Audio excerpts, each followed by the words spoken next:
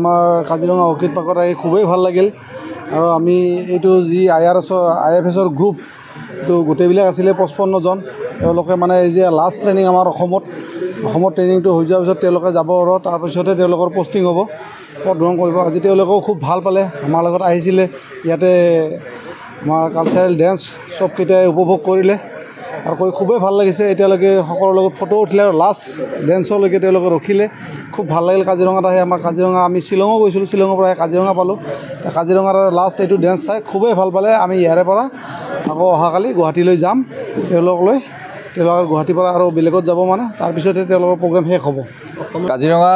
জাতীয় অৰ্কিড আৰু জৈৱ বৈচিত্ৰ্য উদ্যানে প্ৰতি বছৰে আমাৰ অসমৰ প্ৰত্যেকটো জাতি জনগোষ্ঠীৰ নৃত্য সংগীত সংস্কৃতিৰ প্ৰত্যেকটো অংগক যি পৰিবেশ্য কলাৰ প্ৰত্যেকটো অংগক আমি যি উপস্থাপন কৰোঁ পৰ্যটকৰ আগলৈ তুলি ধৰোঁ পৰ্যটকৰ আগত সেই যি সন্ধিয়াৰ বিশেষ অনুষ্ঠান সেয়া আমি 2025-2026 পৰ্যটন বৰ্ষটোৰ বাবে আজি কাজিৰঙা ৰাষ্ট্ৰীয় উদ্যান মুকলি হোৱাৰ প্ৰাক্ষণত আজি আমি এই সাংস্কৃতিক অনুষ্ঠানভাগ আজি আৰম্ভ কৰিছোঁ আৰু প্ৰথম দিনটোতে আমাৰ খুব ভাল লগা কথাটো হৈছে যে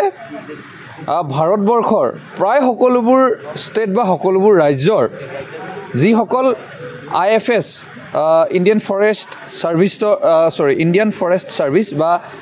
ভাৰতীয় বন সেৱা বিভাগৰ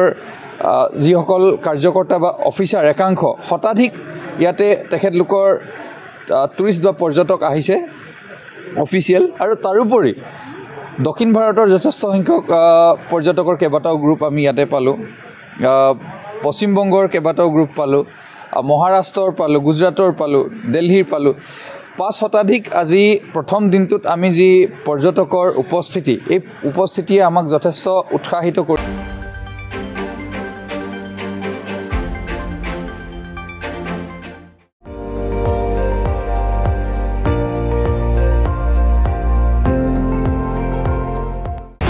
আপুনি চাই আছে ND24